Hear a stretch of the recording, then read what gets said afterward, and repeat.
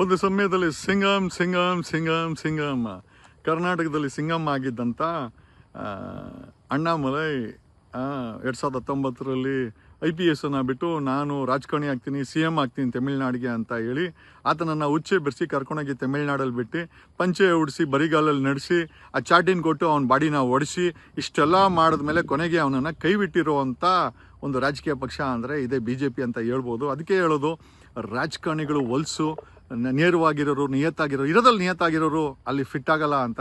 ಅಣ್ಣಾಮಲೈ 6 ವರ್ಷಗಳ ನಂತರ BJPಗೆ tata good bye ಹೇಳೋವಂಥ ಪರಿಸ್ಥಿತಿಗೆ ಬಂದು ನಿಂತಿದ್ದಾರೆ. I think is already accepted the defeat. ಈ ಒಂದು ಭ್ರಷ್ಟ ವ್ಯವಸ್ಥೆ, ಭ್ರಷ್ಟ ರಾಜಕಾರಣ.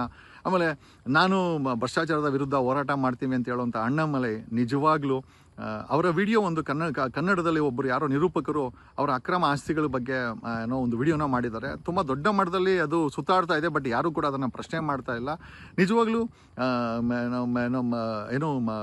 ಅಣ್ಣಾಮಲೈ ಅವರು ನಿಜವಾಗ್ಲೂ ನಿಯತ್ತಿನ IPS ಆಫೀಸರ? ದಯಮಾಡಿ ಕಮೆಂಟ್ ಮಾಡಿ, ನಮಗೆ ಬೇಕಾಗಿರೋದು. ಯಾಕೆ ಅಂತಂದರೆ ಇವರು ತಮ್ಮನ್ನು ತುಂಬ ನಿಯತ್ತಿನ IPS ಆಫೀಸರ್, ಭ್ರಷ್ಟಾಚಾರ ವಿರೋಧಿ ಅಂತ ತೋರಿಸ್ಕೊಳ್ತಾರೆ. ನಿಜವಾಗ್ಲೂ ಭ್ರಷ್ಟಾಚಾರ ವಿರೋಧಿ ಆಗಿದ್ದಾರೆ.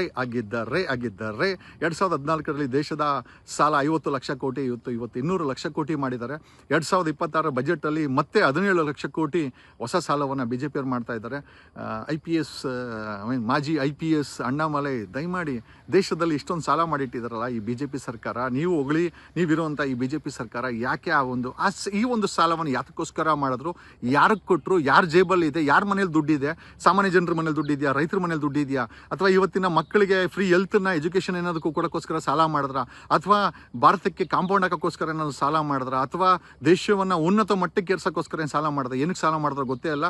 ಬಟ್ ಆದರೆ BJP ಸರ್ಕಾರ ಕಳೆದ 13 ವರ್ಷದಲ್ಲಿ 50 ಲಕ್ಷ ಕೋಟಿ ಇದ್ದಂಥ ಸಾಲ, ಭಾರತದ ಸಾಲ ಇವತ್ತು ಕಾಂಗ್ರೆಸ್ಸವರು ಮಾಡಿದ್ದಾರೆ. ಕಾಂಗ್ರೆಸ್ಸವರು ಏನು ಒಳ್ಳೆಯವರೇನಲ್ಲ.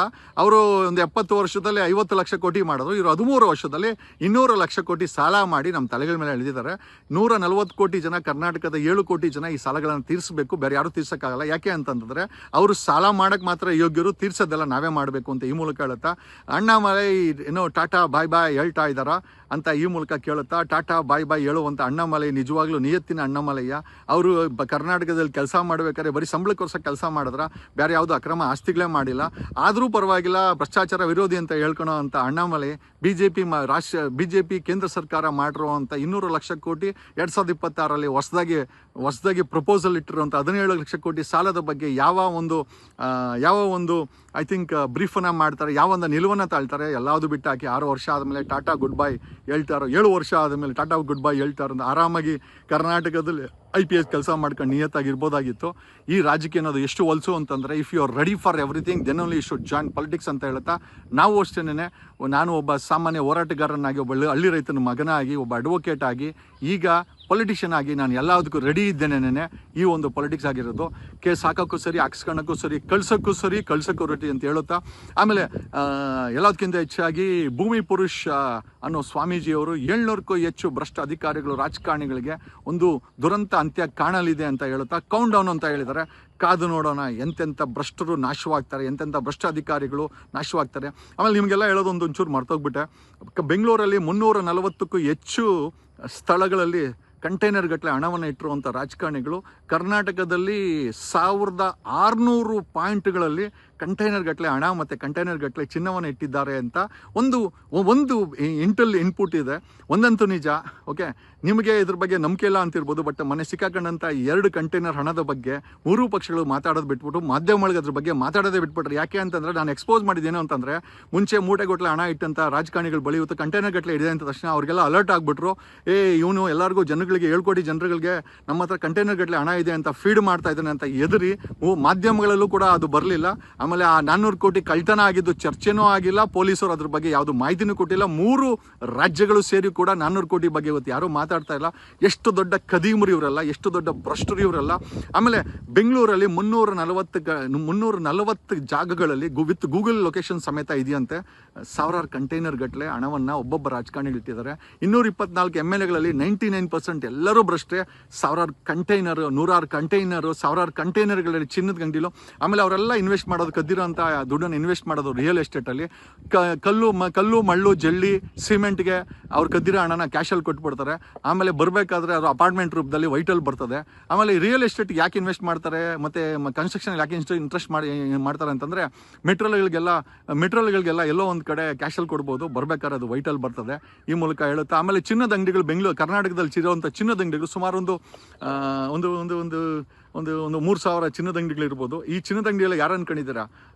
ಇದನ್ನು ಉತ್ತರ ಭಾರತದ ಐ ಥಿಂಕ್ ಸೇಟುಗಳನ್ನ ಕರ್ಕೊಂಬಂದು ನಮ್ಮ ರಾಜ್ಯದ ರಾಜಕಾರಣಿಗಳು, ಅಧಿಕಾರಿಗಳು, ಭ್ರಷ್ಟ ಅಧಿಕಾರಿಗಳು ಕದ್ದಿರೋ ದುಡ್ಡನ್ನು ಮತ್ತು ಲೂಟಿ ಮಾಡಿರೋ ದುಡ್ಡನ್ನು ಚಿನ್ನದ ಅಂಗಡಿಗಳಲ್ಲಿ ಹಾಕಿ ಅದನ್ನು ಇನ್ವೆಸ್ಟ್ಮೆಂಟ್ ಆಗಿ ಬಳಸ್ಕೊತಾ ಇದ್ದಾರೆ. ಇವಾಗ ಯಾವ ಸ್ವಿಜ್ಜಲ್ಲೂ ಇಡ್ತಲ್ಲ, ಯಾಕಂದರೆ ಸ್ವಿಜ್ ಎಲ್ಲರಿಗೂ ಗೊತ್ತಾಯಿತು. ಈಗ ಭಾರತವನ್ನೇ ಸ್ವಿಜ್ ಮಾಡ್ಕೊಂಡಿದ್ದಾರೆ. ಕನ್ಸ್ಟ್ರಕ್ಷನ್ಗಳಲ್ಲಿ, ಗೋಲ್ಡಲ್ಲಿ ಮತ್ತು ಚಿನ್ನದ ಅಂಗಡಿಗಳಲ್ಲಿ ಇವರುಗಳು ಹಣ ಇಡ್ತಾ ಇದ್ದಾರೆ. ಸಾಕಷ್ಟು ಕರ್ನಾಟಕದಲ್ಲಿ 1600 ಪಾಯಿಂಟಲ್ಲಿ ಕಂಟೈನರ್ ಗಟ್ಟಲೆ ಹಣ, ಕಂಟೈನರ್ ಗಟ್ಟಲೆ ಚಿನ್ನವನ್ನು ಬಚ್ಚಿಟ್ಟಿರುವಂಥ ರಾಜಕಾರಣಿಗಳು ಹಾಗೂ ಅಧಿಕಾರಿಗಳ ಬಗ್ಗೆ ಶೀಘ್ರದಲ್ಲೇ ಐ ಥಿಂಕ್ ಭೂಮಿ ಪುರುಷ್ ಸ್ವಾಮೀಜಿಯವರು ಹೇಳಿದ್ದಾರೆ, ಅವರೆಲ್ಲರಿಗೂ ಒಂದು ಗತಿ ಅಂತ ಕಾಣುತ್ತೆ ಅಂತ. ನಾವು ಕೂಡ ಅದಾಗಲಿ ಅಂತ ವೆಯ್ಟ್ ಮಾಡ್ತಾ ಇದ್ದೀವಿ. ಯಾಕಂದರೆ ಇವರೆಲ್ಲ ಲೂಟಿ ಮಾಡಿರೋದು. ನನ್ನ ಕೈಗೇನಾದರೂ ಆ 1600 ಪಾಯಿಂಟಲ್ಲಿ ಇಟ್ಟಿರುವಂಥ ಸಾವಿರಾರು ಕಂಟೈನರ್ ಸಿಕ್ಕರೆ ಖಂಡಿತವಾಗಿ 7 ಕೋಟಿ ಕನ್ನಡಿಗರಿಗೆ ಅದನ್ನು ಹಂಚಬೇಕು ಅನ್ನೋ ಆಸೆ ಅಂತ ಹೇಳುತ್ತಾ, ಸಿಗಲ್ಲ ಗೊತ್ತಿಲ್ಲ, ಸಿಕ್ಕಿದ್ರೆ ಮಾತ್ರ ನಿಮ್ಮೆಲ್ಲರಿಗೂ ಹಂಚ್ತೀನಿ ಅಂತ ಹೇಳುತ್ತಾ ಈ ಒಂದು ವಿಡಿಯೋನ ಮುಗಿಸ್ತಾ ಇದ್ದೀನಿ. ನಾನು ನಿಮ್ಮ ಅಡುಗೆ Jagadish from true life news channel. ನಿಮ್ಮಿಂದ ನಿಮಗೋಸ್ಕರ, ನಿಮಗಾಗಿ ಕರ್ನಾಟಕದಲ್ಲಿ ಒಂದೇ ಒಂದು ಮಾಧ್ಯಮ ಸತ್ಯವನ್ನು ಮಾತಾಡ್ತಾ ಇರೋದು, ಅದು ಟ್ರೂ ಲೈಫ್ ನ್ಯೂಸ್ ಚಾನಲ್. ಜ್ಞಾಪಕ ಇರಲಿ, ನಾವು ರಿಸ್ಕ್ ಅಂತ ತಗೊಂಡಿದ್ದನ್ನೆಲ್ಲ ಮಾಡ್ತಾ ಇದ್ದೀವಿ. ಬೇರೆ ಚಾನಲ್ಗಳೆಲ್ಲ ಸಾರಿಸೋದು. ಬೆಳಗ್ಗೆ ಒಬ್ಬ ನ್ಯೂಸ್ 18 ಹಾಕಿದ್ದ, ಪಾಕಿಸ್ತಾನ ಬಳಿ ಎಷ್ಟು ಚಿನ್ನ ಇದೆ ಗೊತ್ತಾ? ನ್ಯೂಸ್ 18 ಅವ್ರು ಕೇಳೋದೇನೋ ಅಂತಂದರೆ, ನೀವು ಪಾಕಿಸ್ತಾನದ ಬಳಿ ಎಷ್ಟು ಚಿನ್ನ ಇದೆ ಅಂತ ಬೇಡ, ಕರ್ನಾಟಕದಲ್ಲಿ, ಭಾರತದಲ್ಲಿ ಅಥವಾ ಭಾರತ ಬೆಟ್ಟಾಕಿ ಕರ್ನಾಟಕದಲ್ಲಿರೋ ರಾಜಕಾರಣಿಗಳು, ಭ್ರಷ್ಟ ಅಧಿಕಾರಿಗಳು 1600 ಕಡೆ ಕಂಟೈನರ್ ಗಟ್ಟಲೆ ಹಣ, ಚಿನ್ನ ಇಟ್ಟಿದ್ದಾರೆ. ಇದ್ರ ಬಗ್ಗೆ ನಿಮಗೆ ತನಿಖೆ ಮಾಡೋಕ್ಕಾಗತ್ತಾ? ಇದ್ರ ಬಗ್ಗೆ ಎಕ್ಸ್ಪೋಸ್ ಮಾಡೋಕ್ಕಾಗಲ್ಲ. ಯಾಕೆ ಅಂತಂದರೆ ನ್ಯೂಸ್ 18 ಓನರ್ ಯಾರು ಅಂತ ನಮಗೆ ಗೊತ್ತಿದೆ. ದಯಮಾಡಿ ಜನರಿಗೆ ದಿಕ್ತಪ್ಪಿಸುವಂಥ ಕೆಲಸ ಮಾಡಿಬಿಡಿ. ಪಾಕಿಸ್ತಾನ, ಮುಸಲ್ಮಾನು, ಗಡ್ಡ ಇನ್ನೊಂದು ತೋರಿಸ್ಕೊಂಡು ಜನರನ್ನು ದಿಕ್ತಪ್ಪಿಸ್ಬೇಡಿ. ಜಾತಿ ಧರ್ಮದಲ್ಲಿ ಡಿವೈಡ್ ಮಾಡಬೇಡಿ. ಇವತ್ತು ನಮಗೆ ತೊಲಗಬೇಕಾರೋದು ಈ ಭ್ರಷ್ಟಾಚಾರ, ಭ್ರಷ್ಟ ರಾಜಕಾರಣಿಗಳು, ಭ್ರಷ್ಟ ಅಧಿಕಾರಿಗಳು. 3 ಪಕ್ಷದವರು 3 ಪಂಗನಾಮ ಇಟ್ಟಿದ್ದಾರೆ. ನಿಮ್ಮಗಳನ್ನು ತೊಲಗಿಸಿ ಒಂದು ರಾಜಕೀಯ ವ್ಯವಸ್ಥೆಯನ್ನು, ಒಂದು ಹೊಸ ರಾಜಕೀಯ ವ್ಯವಸ್ಥೆಯನ್ನು 2028ಕ್ಕೆ ಸೃಷ್ಟಿ ಮಾಡ್ತೀವಿ ಅಂತ ಈ ಮೂಲಕ ಹೇಳ್ತಾ, ಅದಕ್ಕೆ ಇಡೀ ಕರ್ನಾಟಕದ 7 ಕೋಟಿ ಜನ, ರೈತರು, ಇವತ್ತಿನ ಯುವ ಜನತೆ ನಮಗೆ ಸಪೋರ್ಟ್ ಇದೆ ಅಂತ ಹೇಳುತ್ತಾ, ಬದಲಾವಣೆಯತ್ತ ಕರ್ನಾಟಕ, ಸುವರ್ಣ ಕರ್ನಾಟಕದತ್ತ ನಮ್ಮ ಕರ್ನಾಟಕ ಅಂತ ಹೇಳುತ್ತಾ, ನಿಮ್ಮಿಂದ ನಿಮಗೋಸ್ಕರ, ನಿಮಗಾಗಿ ಈ ಒಂದು ಟ್ರೂ ಲೈಫ್ ನ್ಯೂಸ್ ಚಾನಲ್.